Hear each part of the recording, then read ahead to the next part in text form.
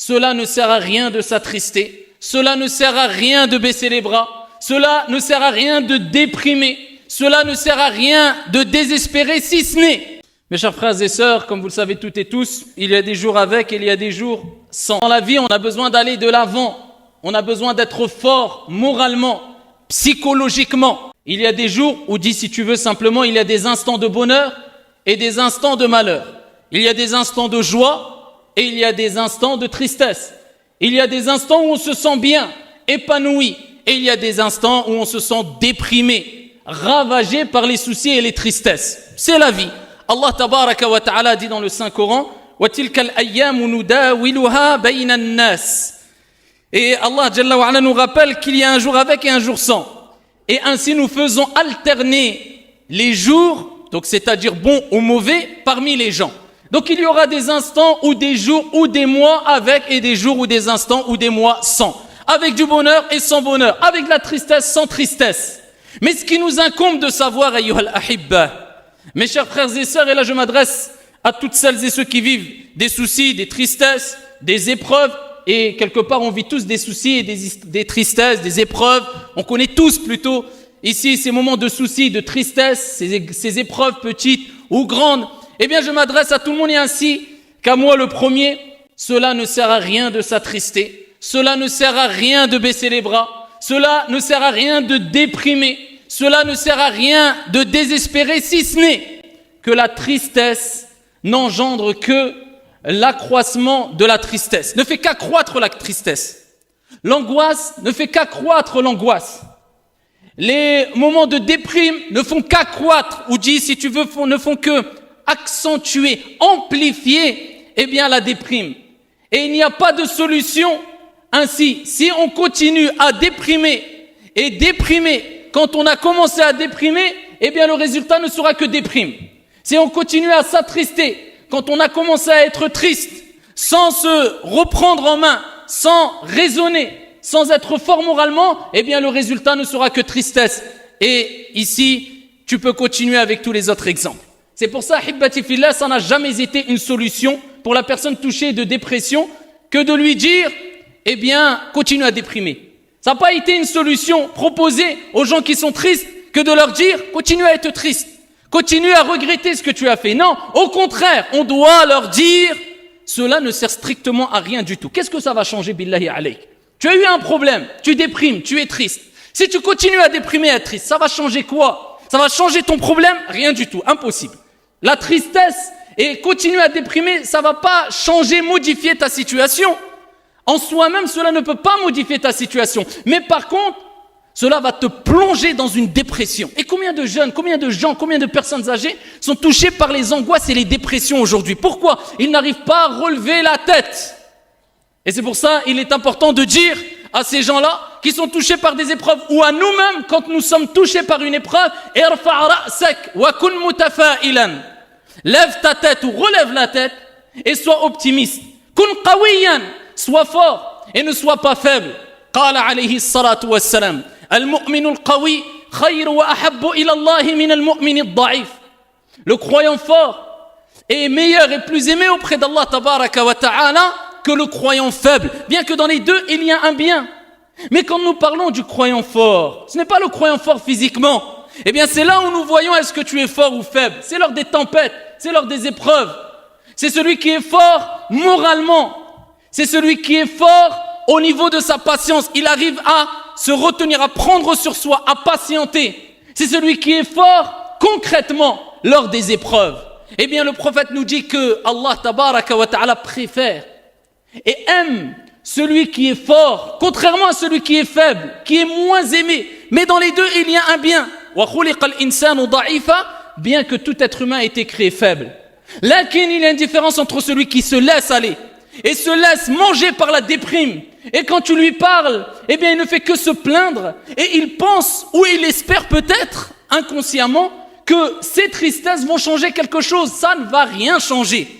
Tu as perdu un membre dans ta famille, c'est humain. Nous sommes des êtres humains. C'est humain de pleurer, c'est humain d'être triste, mais jusqu'où?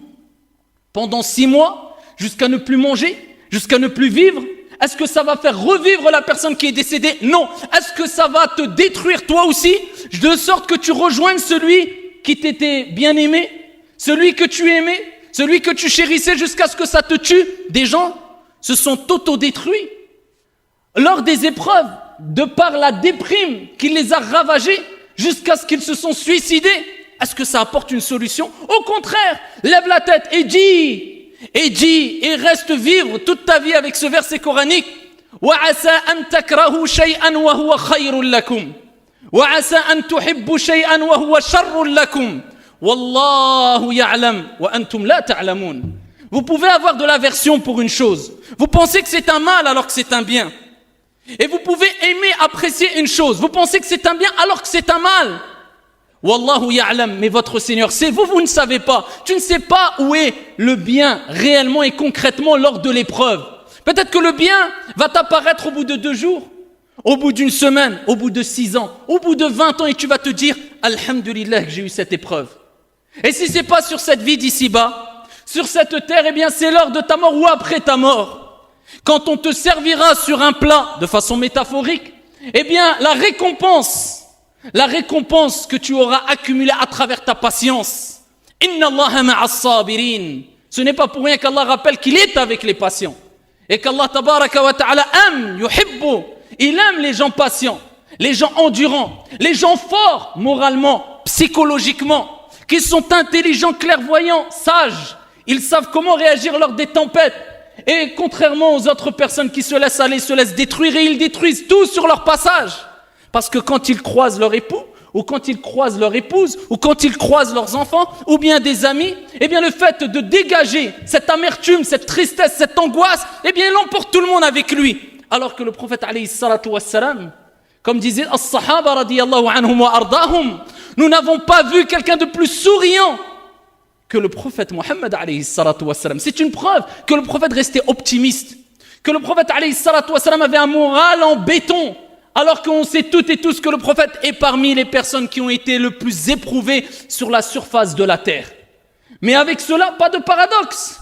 Le prophète alayhi salatu wassalam était le plus souriant des hommes. C'était qu'il arrivait à allier les épreuves avec l'optimisme. Et ici, ayyuhal ahibba, c'est ce qui est demandé aux croyants. Peu importe ce qui t'arrive, mets en application le hadith du prophète alayhi afdalus salati wa askat taslim. Lorsqu'il dit انظروا إلى من هو أسفل منكم ولا تنظروا إلى من هو فوقكم. Concernant les épreuves, concernant les choses de la vie d'ici-bas, concernant les biens matériels, etc. Regardez ceux qui sont en dessous de vous et ne regardez pas ceux qui sont au-dessus. Ceci est plus à même à vous pousser à être reconnaissant vis-à-vis des biens de Dieu sur vous. Eh bien, tes épreuves, comparées à ceux qui ont des plus grosses épreuves, et à la plupart des êtres humains sur la surface de la terre, regarde, allume la télé, regarde les infos, et regarde ce qui se passe partout dans le monde, regarde les catastrophes, regarde le nombre d'opprimés, regarde le nombre de pauvres, regarde le nombre de personnes qui n'ont même pas de l'eau à boire, et ils ne savent même pas c'est quoi manger à leur faim. Avec cela, si tu ne te remets pas en question et tu ne dis pas Alhamdulillahi ala kulli hal, c'est que tu as une déficience dans ta relation avec ton Seigneur, et quant à la reconnaissance vis-à-vis des biens de Dieu sur toi, ni plus ni moins. C'est pour ça qu'il faut aller de l'avant, et on a tout pour aller de l'avant. Et plus tu as du confort, et plus tu as des bienfaits, c'est-à-dire que plus Dieu t'a comblé de bienfaits, et plus tu n'as pas d'excuses, moins tu as d'excuses. Et plus tu te dois d'être optimiste, et continuer à aller de l'avant. Et le musulman, dans tous les cas, il doit réagir comme ça, reconnaissant. Vivre avec cette reconnaissance, avec ce remerciement vis-à-vis de son Seigneur tabaraka wa ta'ala. Rapporté par l'imam Muslim, le prophète alayhi salatu wassalam a dit Ajaban li amri al-mu'min. Qu'est étonnant la situation de qui? Du croyant qui a concrétisé, qui a compris qu'est-ce que c'était vraiment la foi en Dieu. Qu'est étonnant la situation du croyant. Tout ce qui lui arrive est un bien pour lui. Le croyant, tout ce qui lui arrive doit être un bien pour lui. Et le prophète alayhi salatu wassalam, avec peu de paroles, eh bien, il nous donne des informations riches en sens et en moralité et en leçons. Il dit lorsqu'il lui arrive un mal, ou bien il commence par lorsqu'il lui arrive un bien, shakar, il est reconnaissant. Il remercie son Seigneur tabaraka wa ta'ala. Et cela est un bien pour lui. Et lorsqu'il lui arrive un mal, eh bien, il patiente. Il patiente lors de l'épreuve. Et cela est un bien pour lui. Et le prophète dit cela est spécifique qu'aux croyants. Cela n'est spécifique qu'aux croyants. Donc, abshir, réjouis-toi. Si tu fais partie de ces gens-là, qui quand il leur arrive un mal, ils patientent, sache que c'est un bien pour toi. Et quand il leur arrive un bien, ils sont reconnaissants vis-à-vis de Dieu, celui qui leur a octroyé ce bien, cela est un bien pour toi, et ici, retiens ces paroles, cela est spécifique, n'est spécifique qu'aux croyants. Celui qui a bien compris quelle doit être sa relation avec son Seigneur, Tabaraka wa ta'ala, pas celui qui se plaint de jour comme de nuit, ou qui se laisse aller, ou qui se laisse ravager, et il est triste, et il ne mange plus, et tu lui dis, qu'est-ce que tu as? Mais tu n'as pas vu ce qui m'arrive, je ne sais pas ce que j'ai, qu'est-ce que tu as? Faut le bousculer. Moralement, psychologiquement, tu n'as rien par rapport à la plupart des gens sur la surface de la terre. Tu as quoi? Qu'est-ce qu'il t'est arrivé? Allah Tabaraka wa ta'ala nous dit, comme il a dit au prophète alayhi salatu wa salam, de dire, Qul, dis, لن يصيبنا إلا ما كتب الله لنا هو مولانا وعلى الله فليتوكل المؤمنون. Allah tabaraka wa ta'ala dit au prophète et à nous-mêmes, on se doit de le dire, قل لن يصيبنا, rien ne peut nous atteindre. Vis avec ça dans ta tête. Rien ne peut nous atteindre si ce n'est ce que Dieu, Allah tabaraka wa ta'ala, a prescrit pour toi. Rien. Allah tabaraka wa ta'ala, avant même que tu naisses, kama ja'a fi sahih, 50 000 ans avant qu'il crée les cieux et la terre, eh bien il avait tout écrit. Qu'aujourd'hui je serai là, dans cette journée-là, en train de vous dire les paroles que je suis en train de vous dire. Dieu a tout écrit concernant ce qui va se passer dans les cieux et la terre, les animaux, les habitants, les croyants, les non-croyants, etc. Donc rien ne peut t'atteindre si ce n'est que ce que Dieu a prescrit pour toi. Ensuite Allah il dit Huwa maulana, tu dois dire cela, c'est notre protecteur. Subhanah. Huwa maulana wa ala Allahi falyatawakkali. Et c'est en Allah Azza wa Jal que doivent placer les croyants leur confiance. Wa man yatawakkal ala Allah fahuwa hasbuh. Et celui qui place sa confiance en Allah Azza wa Jal, Allah le suffit. Allah lui suffit amplement. Donc remonte la pente, te laisse pas aller, et si tu as la réponse à cela, laisse-toi aller. Prouve-moi ou donne-moi une preuve, un élément, un argument qui pourrait me pousser à croire, à penser que se renfermer sur soi-même c'est une solution, que le fait de continuer à déprimer c'est une solution, ou c'est une guérison, ou c'est un remède, ou continuer à se lamenter ou à regretter sur ce qu'on a fait de façon indéfinie, c'est une solution. Ou c'est un remède. Si la réponse est oui, si tu as un argument, continue. Sinon, et la réponse est claire, c'est non, eh bien arrête, monte la pente, va de l'avant, sois optimiste, comme était le prophète alayhi salatu wassalam. Patient et optimiste. Et quand on dit patient, ça ne veut pas dire on reste figé. Ça y est, je patiente, j'ai le Monseba, je bouge plus. Mais je patiente. Abadan. Le prophète alayhi salatu wassalam, il a patienté, il a été persécuté, il a été opprimé. Avec cela, il a été patient tout au long de sa vie. Est-ce que ça veut dire que le prophète est resté dans un endroit, il n'a pas bougé? La patience, c'est quoi? C'est de patienter en étant reconnaissant vis-à-vis d'Allah tabaraka wa ta'ala tout en œuvrant. Ça, c'est la patience. Ma patienter, ne plus bouger, c'est pas la patience qui est demandée. La patience, c'est de continuer à aller de l'avant. La preuve. Le prophète, quand il était persécuté, il a patienté. Mais qu'est-ce qu'il a fait dans sa vie, le prophète alayhi salatu wassalam? Il a continué à œuvrer. Il a continué à répandre le bien, à répandre la paix, à répandre la miséricorde, à éduquer les gens, à transmettre le tawhid, l'unicité d'Allah. Pourtant, il était patient. Pas de paradoxe. La patience, c'est agir. La patience, c'est œuvrer. Être fort, c'est être fort moralement et pas physiquement. Être fort, c'est être fort psychologiquement et pas physiquement. Là, tu as la bonne compréhension des termes et des mots. Et le prophète, il était dans la grotte quand il a fait le hijra, min Makkata ila al-Madina, comme vous le savez toutes et tous. Pourtant, il patientait, mais il a bougé. Et il s'est retrouvé dans la grotte. Et quand il était dans la grotte avec Abu Bakr, comme vous le savez, Abu Bakr a dit, Ya Rasulallah, il suffit qu'un d'eux baisse la tête, il va nous voir. Et le prophète a rappelé, c'est quoi la patience? La patience, c'est d'agir, c'est de patienter et c'est de placer sa confiance en Allah. Ya Abu Bakr, ma dhannuka bithnayn, Allahu thalithahuma. Que dis-tu de deux dont le troisième est Allah? La tahzan, inna Allah ma'ana. Il nous rappelle, sois optimiste, jamais pessimiste.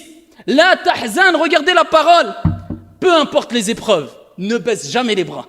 Tu peux reculer, tu peux prendre une bifurcation, tu peux ralentir, le prophète le faisait, mais d'abandonner et de te laisser aller et te laisser détruire, ça c'est une erreur. Ralentir, prendre une bifurcation, prendre sur soi, être un peu faible. Le prophète alayhi salatu wassalam lui-même a agi avec sagesse de sorte où quelquefois il prenait du recul, etc. Mais jamais il abandonnait. Et jamais il ne se laissait aller. Et les compagnons n'étaient pas ainsi. Ils ne se laissaient pas ravager par la déprime et les soucis et les tristesses de sorte à ce qu'ils ne fassent plus rien. La tahzan, ne t'attriste pas. Inna Allaha ma'ana. Sache, Abdallah, que ceux qui ont été le plus loin, même dans les choses mondaines, on va tirer le contexte religieux, même dans les choses de dunya, même les non-musulmans, ceux qui ont été le plus loin dans la vie d'ici-bas, concernant les choses qu'ils ont entreprises, professionnelles, entreprises, etc., ça a toujours été les gens optimistes. C'est pas les gens pessimistes, c'est les gens qui se sont dit je vais de l'avant. Ils perdent, ils tombent, il a un genou à terre. Même s'il a un genou à terre, il se dit j'ai un genou à terre mais je suis pas KO. Et la partie elle est encore longue. Et il se relève et il avance. Ce sont ceux-là qui réussissent. Amma celui qui, dès qu'il a une épreuve, il abandonne tout, il fait n'importe quoi, il ne sait plus comment agir, il est bouleversé, il se renferme sur lui-même, il est ravagé par les déprimes, cela n'arrive jamais. Même dans les choses de dunya. Pareil pour les choses de la vie d'ici-bas. Ce que tu vas entreprendre, et de même, nous disons, c'est la même chose concernant les choses religieuses. Et je terminerai avec ces paroles. Sachez, Abdallah, qu'il ne t'est pas demandé de porter sur ton dos cette vie d'ici-bas avec toutes les tristesses, soucis, angoisses qu'elle compose, alors qu'Allah tabaraka wa ta'ala a mis la terre sous tes pieds. Va de l'avant, sois optimiste, place ta confiance en Allah jalla wa ala, et Allah t'assistera bi'idhni rabbil ardi was sama. Inna Allah wa malaikatahu yusalluna ala nabi